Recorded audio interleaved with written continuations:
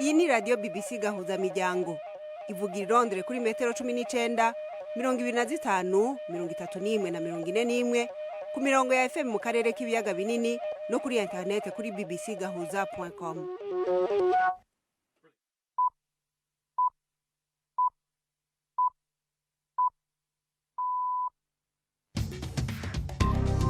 Ubu ni isaha 10 n'igice ku isaha mpuzamakungu ya GMT, isaha 12 n'igice mu Rwanda no mu Burundi, muri kumwe na Florentine Kwizera.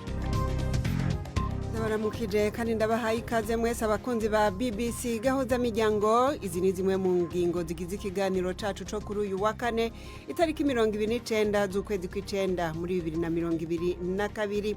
Urubanza rwa Felicien Kabuga, umwe mu banyarwanda bakomeye bakirondegwa ku ruhara muri jenoside yabaye mu 1994 yarengutse imbere ya sentare. Rero urubanza rwashashe uno munsi irahe ariko atahari. Umuryango wa Kabuga uvuga yuko yanse kurenguka kubera adashima umwunganira imbere y'amategeko, ariko bibaza ko bizogenda gute. Twebwe turabona yuko igihe cyose uriya mwavoka akiri muri dosiye bizaba biri ikibazo cyane. Tugiye komeza dusakuza dusaba yuko umubyeyi wacu bamuha ubutabera ni ukuvuga ko bamuha umwunganizi w'icyizere. Nicyo kintu cya mbere dusaba. Ishirahamwe Amnesty International ritangaza yuko amategeko yo mu bihe bidasanzwe Repubulika ya Demokarasi ya Kongo yashize mu ntara zo mu buseruko adakwiye kuba ugwitwazo bwo kutubahiriza uburenganzira bw'abanyagihugu baho. Muravyumva mu kanya. Tubafitiye n'urunana. Iki kiganiro gihagarikiwe na Prudence Ngiyumva.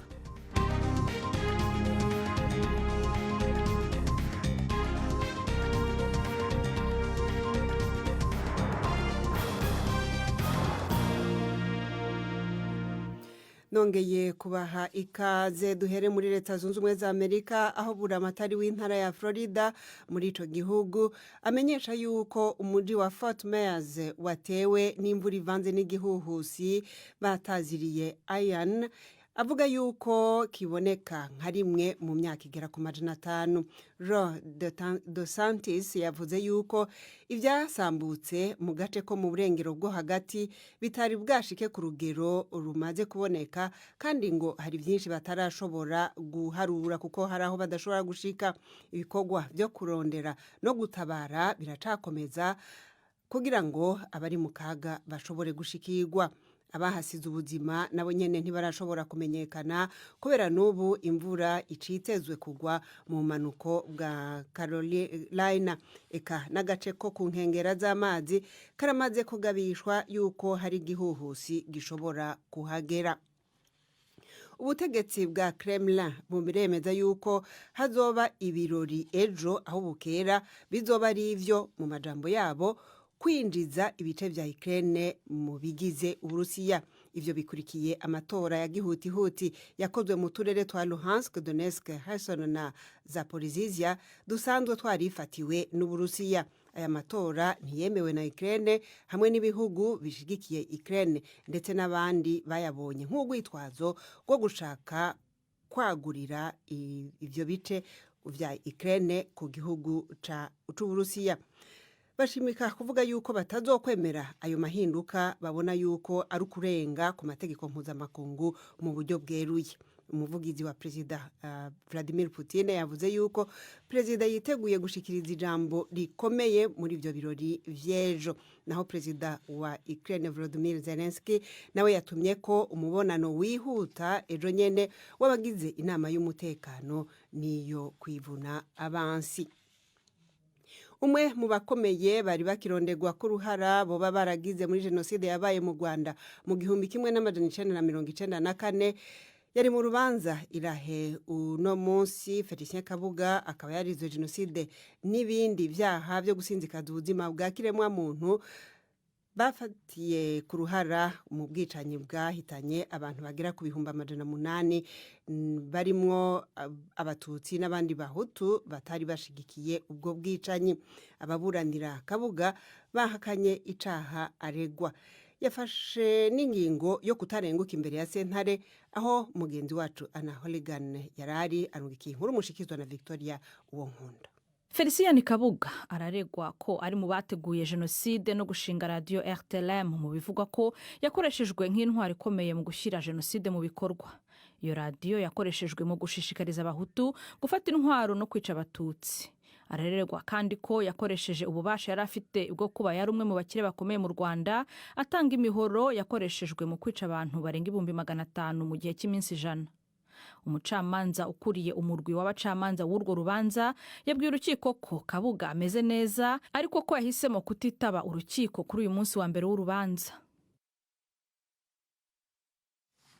Nkuko rero mumaze kuvyumva muri iyo nkuru ya Anna Holigan, umucamanza yavuze yuko Felicien Kabuga ameze neza ariko yahisemo kutitaba sentare, ariko itangazo ryasohowe n'umuryango wiwe rivuga yuko Kabuga yanse kwitaba sentare kuko adafise icizere kumwunganira imbere y'amategeko yashizweho na sentare ubwayo. Kugira ngo rero tumenye impamvu Kabuga atizera umwunganizi wiwe, navuganye n'umwana wiwe Donatien Kabuga Shimye Umuremyi.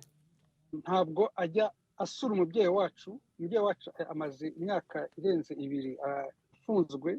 Muri iyo myaka 2 ntabwo yagiye kumureba inshuro zitarenze 2. Murumva yuko uri muri sitasiyo y'umubyeyi wacu kuza ufite ibibazo by'ubuzima aba akeneye umwunganizi kugira ngo amugezeho ibibazo bye, abe yamurwanaho kandi ashobore no kumenya ibyo arimo akazi akora. Umubyeyi wacu byose ntabwo azi ibyo uwo mwunganizi akora, ntabwo ashobora kugira icyo amusaba. Kandi nagira ngo mbabwire ko mu bintu urukiko rwagiye rwitwaza ngo bashobora kumwitamo umwunganizi bashaka ngo kubera yuko ngo urwo rukiko rwo rumwishyura amafaranga. Mwebwe iyo mubajije uwo mwunganizi ababwira ko yoba agerageza kumushikira bikamwankira, hari ico muba muzi? Avuga yuko ngo ko umuryango ngo ushaka kugira uruhare cyane mu rubanza, donc akatugendera kure, kandi ibyo ntabwo ari byo, aratubeshyera. Ntabwo tugeze dushaka gukontorora dosiye y'umubyeyi wacu, twita ku nyungu z'umubyeyi wacu, dushaka kumenya uko umubyeyi wacu ameze, dushaka kumurengera. Ntabwo dushaka gukontorora akazi k'abavoka, ariko we atugendera kure iraperepo, natwe ntabwo agiye tugezaho exactement. Mwavuze muti sentare yitwaza yuko ari ihemba Maître Emmanuel Artite ariko umuvyeyi wacu atamushaka. None bwana Kabuga yarigeze abwira sentare ko ashobora kwirihira umuavoka? Kubera yuko ya sentare hari amafaranga y'umubyeyi wacu n'ay'umuryango wacu yafatiriye, umubyeyi wacu yagiye asaba yuko ashobora gukoresha ayo mafaranga ye yaruhiye kugira ngo yihitiremo umwavoka yishakiye, atari uko bagomba kujya kumwishyura umwavoka bamushaka kumushira hejuru umwavoka adashaka. Turabizi neza yuko n'umuntu ubwe udafite ububasha ntabwo bafite uburenganzira bwo kumuhitiramo umwavoka, niwe ugomba kwihitiramo umwavoka ashaka. Uretse ubwo butunzi sentare yafatiriye, nta buryo afise mu minwe yiwe ashobora gukoresha kugira yirihire umuavoka ubu? None se ko imitungo we n'umuryango wafatiriwe nta buryo, ariko uko byagenda kose nibwo yaba adafite, mbisubiyemo, ntabwo ari impamvu yo gutuma bamutegeka umwavoka adafitiye icyizere. Abakurikiranye urubanza rw'uno munsi irahe babonye yuko uyu muavoka Kabuga atemera, yarengutse imbere y'intahe akamuserukira akanahakana n'icaha aregwa. Ni ukuvuga urubanza rwabaye icese kandi rushobora no kubandanya. None mwebwe muteganya yuko ibintu bizoheza bikagenda gute? Twebwe turabona yuko igihe cyose uriya mwavoka akiri muri dosiye bizaba biri ikibazo cyane. Tugiye komeza dusakuza dusaba yuko umubyeyi wacu bamuha ubutabera. Ubutabera ni ukuvuga ko bamuha umwunganizi w'icyizere. Nicyo kintu cya mbere dusaba. Twashatse rero no kumva ico umushingwamanza Emmanuel Artite avuga kuri ivyo twaduhejeje kubwirwa na Donatien Kabuga Shimye Umuremyi, ariko Maître Emmanuel Artite atubwira yuko adashobora kugira ico avuga ku birego vy'umuryango wa Kabuga. Imwumva ni BBC Gahuza Miryango, tugeze ku isaha 1:21 mu karere k'ibiyaga binini.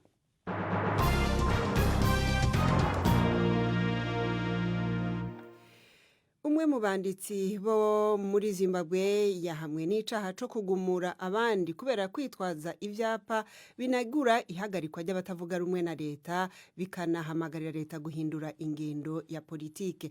Tsitsi Dangarembya na mugenzi we Julie Barnes bamaze imyaka 2 batawe muri yompi. Umucamanza akaba yavuze yuko abo bagore bompi babonywe n'abari ku maguru ndetse n'abari ko baragenda n'imodokari kwibarabara aho bacanye ivyo vyapa ndetse no ku mbuga hwaniro, bikaba ngo vyari gushobora guteza ubugizi bwa nabi. Imigwi iharanira agateka kazina muntu yo yivuga yuko ivyo vyerekana yuko leta ya Zimbabwe itihanganira abatavuga rumwe nayo. Ishirahamwe riharanira agateka kazina muntu Amnesty International ryaraye risohoye itangazo risaba leta ya Repubulika ya Demokarasi ya Kongo gusigaho kwitwaza amategeko yo mu bihe bidasanzwe ngo iyakoreshe mu gukumira abanyagihugu gukora imyerekano mu burenganzira bwabo. Mu gihe ico gihugu cerekeje amatora mu mwaka uza, Amnesty ivuga yuko ari nkenerwa cyane yuko leta ikingira kandi ikuzuza ivyishinzwe mu kubahiriza agateka kazina muntu nk'uko perezida w'ico gihugu ngo akunze kubivuga. Navuganye na Jean Mobert Senga, umwe mu bashakashatsi ba Amnesty International kuri Kongo, ntangura kumubaza nimba Amnesty International itemera ko impungenge zatumye leta ya Kongo ishiraho amategeko yo mu bihe bidasanzwe zifise ishingiro. Amnesty we do not support. Amnesty nta myerekano y'intureka dushigikira, ariko tuvuga ko bwa mbere ho imyerekano y'amahoro itegerezwa gukingirwa. Hanyuma iyo mubagira imyerekano harimwo bateye intureka, leta iragira ikikoze, ariko naco nyene gihwanye n'ingene izo ntureka zingana. Ushobora kumva ko abantu 100 baba bariko baragira imyerekano, 2 canke 3 muri bo bagatera amabuye abapolisi, hanyuma ngo bace barasa bice bose. Iki ni igihugu kimaze imyaka iharurwa mu mirongo gifise ikibazo c'umutekano, kirimo imigwi yitwaje ibigwanisha irenga 100, kiriko gisabwa ibi byo gukura M23 muri Bunagana no kwirukana MONUSCO. Amnesty International mubona bishoboka? It's not a matter of whether they should do it or not. Babikora canke batabikora. Ni uburenganzira bw'abantu kuronka umutekano. Icambere, leta idashoboye gukora ivyo abanyagihugu bayisaba, ifise uburenganzira bwo gusaba amakungu kuyifasha. Kandi ivyo nivyo yakoze mu kuba hari ONU, ubu naho ingabo za EAC zikaba ziriko ziraza, ishobora kandi guhabwa uburyo n'ayo makungu nyene. Ica kabiri rero, ni uburenganzira bw'abantu harimwo bwo kugira imyerekano, bwo kutemeranya na leta mu mahoro, harimwo uburenganzira bwo kunegura leta canke uwundi wari we wese, ONU canke EAC, mu gihe babikora mu mahoro. Aho rero hariho amasezerano ya ONU na Union Africaine leta ya Kongo yiyemeje kubahiriza. There are guidelines from the African Union but also the UN, which the DRC government signed and accepted, committed to implementing. Kongo yimirije amatora mu mwaka uza. None mwebwe hari impungenge mufise yuko ishobora kuhagera iki kibazo kikihari? Absolutely, that's another concern because when Ico ni kindi giteye impungenge. Iyo abantu batarekuriwe kuja iyo bashaka gukora inama ku mugaragaro canke kunegura leta, nta matora yizewe ashobora kuba. Abanyepolitike na cane cane abatavuga rumwe n'ubutegetsi ntibashobora gukora imirimo yabo mu mwidegemvye. Nkuko twabitohoje, hari abanyepolitike bafashwe barapfungwa kuko bakoresheje amakoraniro y'abanyagihugu kuko bavuze ko leta yananiwe n'ikibazo c'umutekano. Iyo bimeze ko rero, mushobora kwitega ko haba amatora yubahiriza uburenganzira bw'abantu akanabaha gutora bidegemvye. And that allow people to vote freely. Ni iki mubona gikwiye gukorwa? What should be done again? Icokorwa ni ugukuraho izo nzitizi zose mu gihe ikibazo c'umutekano kibandanya gutorerwa inyishu. Goals. Jean Mobert Senga wo muri Amnesty International. Imbere yo kuja mu runana tubabwire yuko BBC yatangaje umugambi wayo wo gusubiramo ibiganiro mu buryo buhuye n'igihe, ikibanda cane ku mero y'ibiganiro bikozwe mu buryo bwa digital mu ntumbero yo kongereza ibitigiri by'abanywanyi bayikurikira baciye ku mbuga tumatumanako. Ibi bikazotuma abakozi bagera ku 380 batakaza akazi kabo. BBC ivuga yuko abayikurikira batera bahindura ingendo aho bakunda amakuru bakurikira baciye kuri internet. Abakunzi ba burunana unaho n'umwanya wanyu.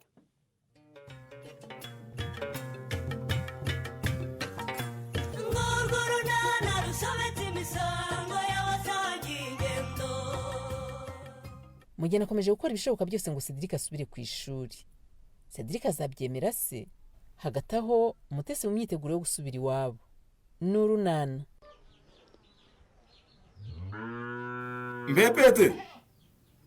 Pete! Pete arageze hanze ariko agiye kumerekeza. Ntacyo. Ntabwo yerekeza rwose. Hanyuma rero urigendeye mute? Yego, ubu narinje kubasezeraho ngo ngende. Ni byiza rwose igendere. Gusa ubu ugiye mu mutima wawe hatarimo kuvuga cyangwa kumva bya bindi bya kera ngo twari tugufiteho ikibazo. Rwose nushaka uhagume rwose wiryamire, nta kibazo ngiye urumesha mfite rwose. Oya papa Pete nta kibazo. Ndagenda ku bushake rwose nta kibazo mfite. Reka ngende rero. Ariko reka nze nkwereke sha, reka nze nkwereke. Hari amafaranga nari ngiye kujyana kuri banki. Reka nguhe impamba rwose. Murakoze. Oya rwose ne wagenda gutyo sha. Dorakira. Ni 150 rwose akira mwana wa. Yesu we murakoze cyane papa Pete. Ntugire ikibazo rwose. Muzajya ugira ikibazo ujye utubwira. Turebe niba ari cyo twagikoraho. Yego murakoze. Nanjye nzajya nza kubasura. Kandi rwose nongeye kugusaba imbabazi mwana wa. Nongeye gusaba imbabazi rwose. Nagufashe nabi mu gihe wari mu bihe bikomeye, ariko rwose narihanye. Ujye uza wiyisanga hano iwanjye rwose. Yego. Ahubwo se sha, wumva nta kibazo ushatse ntiwaba wigumiye hano? Oya muze, reka ngende nongere mbane n'abavandimwe banjye kuko bari babinsabye. Ngomba kugenda. Ubu nugenda uzagaruka kudusura ryari? Shawu Cedric ndeka. Ako se mwana bite ko mbona wacitse n'igihe umunsi. Ubu se we ntubibona mwana? Cyangwa namendezo kugira ngo nakugezaho ikibazo cyanjye William. Ariko usubuze ko uyu munsi nta n'umuyobozi wigize ugera kuri iki kinamba cyanjye byibuze ngo azane n'iryo gare ndimwogereze mwana. Sha ihangane kiragira kize mwana. Ntamenye. Ndeka sha, wanteye umwaka ndamuzi. Ninde se kandi? Si ryari cyecuru se ryo ngo ni nyirabazungu.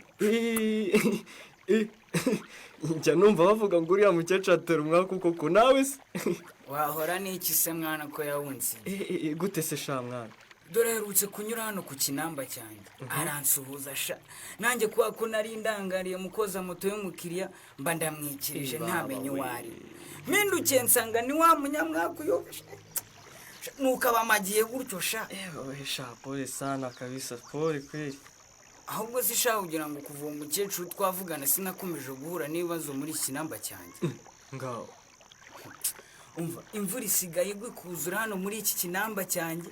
Umuntu uzanye imodoka mu kinamba agasanga cyuzuye amazi akahita yigendera. Ewa sha pole sana rafiki yangu.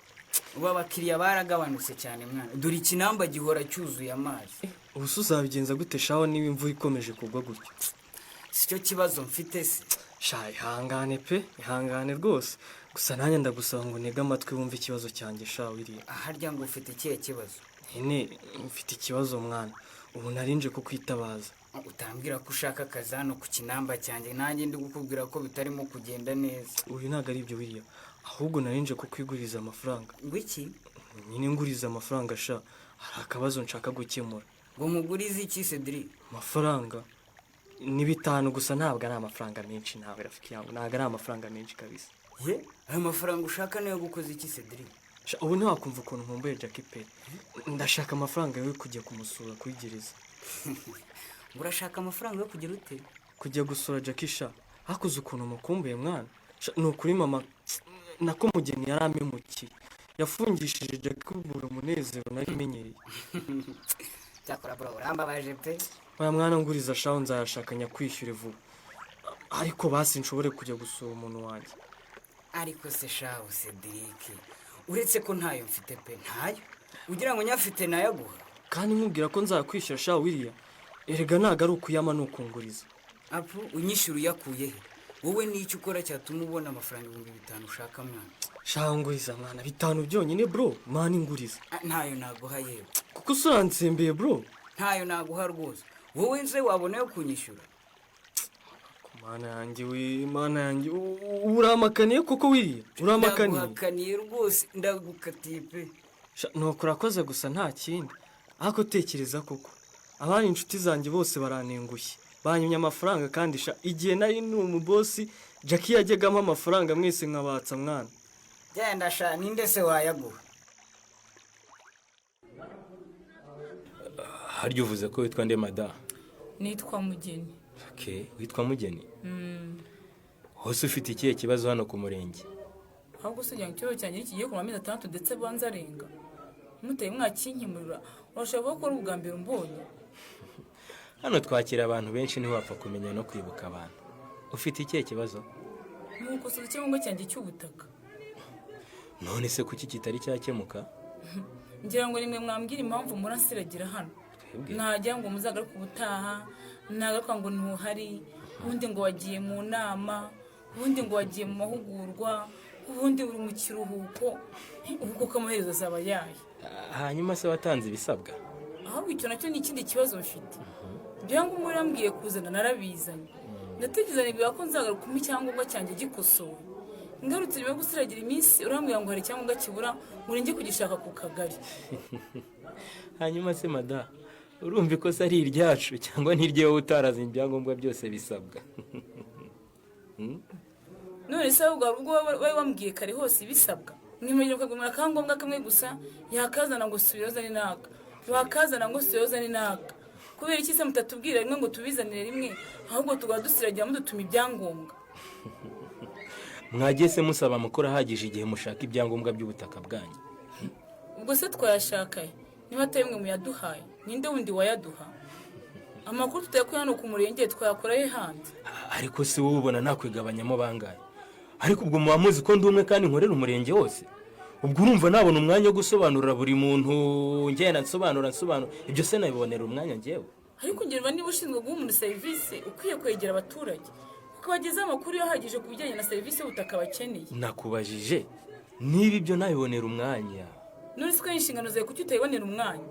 Ariko uzi kutaduha amakuru ahagije bitudindiza kubona service dukeneye ndetse no mu iterambere ryacu. Ariko uyu mugorera namwe mujye muyashaka ariko. Numvira n'ukuri. Agiye muyashaka. Ariko kuki utanyumva? Mwagiye mutwegera mukaduha amakuru yose dukeneye.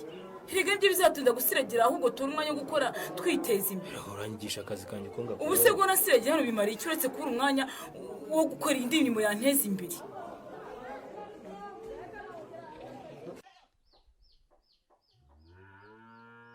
Ariko se mute urabona utandushye? Nkurushya ne se muvande Felicien nkurushya ne koko. Ubu singarutse kukureba ngo dutahe? Yego uragarutse. None wombwira niba wafashe umwanzuro kuguma hano ukaroremesha cyangwa niba ugomba gutaha? Ariko ndataha rwose ndetse usanze maze gusezera pe kuko nari nzi ko nshobora kuza gutaha ababyeyi batari bagaruka. None se uracyakora iki? Mbese undi byari ngomba ko ngaruka kukureba mute? Koko ntawe utaza aho ujya? Ubundi se nari nzi ko uri bugaruke kundeba ko nari nzi ko ndi bwizane. None se uracyategereje iki? Uracyategereje iki muri umuryango uzi ukuntu wagufashe nabi? Ariko Felicien narawe kubwiye ngo ugira ngo ndabeshye. Umbwira iki?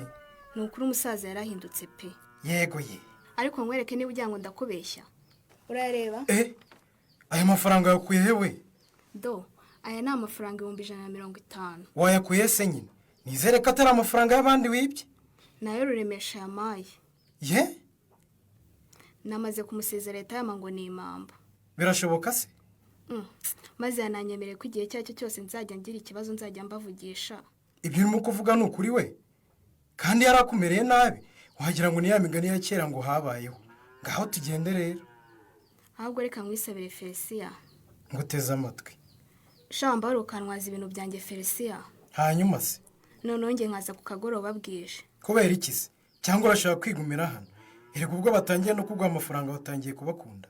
oya da ahubwo ndashaka kuza gutaha bwije kugira ngo hatagira abambona ndabizi ko abantu banjyanira inzara iyo bambonye kugira ngo ibyo byirinde nagenda mu muhanda bumaze kwira sinshaka ko hagira abambona. ni ukuvuga ngo tube tukwiteguriye umugoroba rero.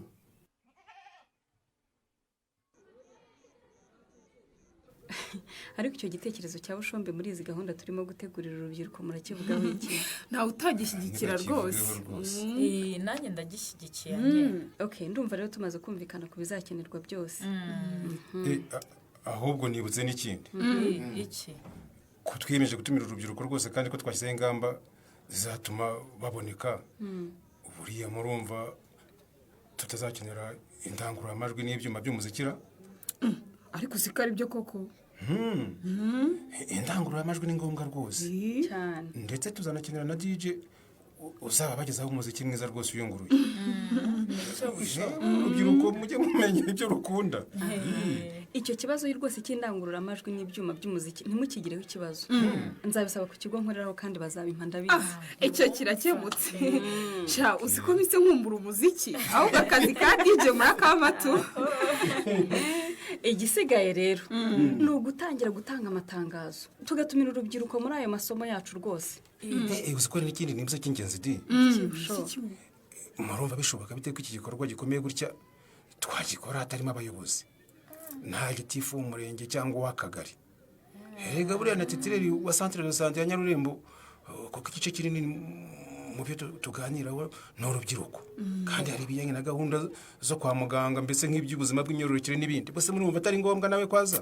ariko nk'ubu iyo tuba tutari kumwe na bushombe muzi ko imyiteguro itari kugenda neza we.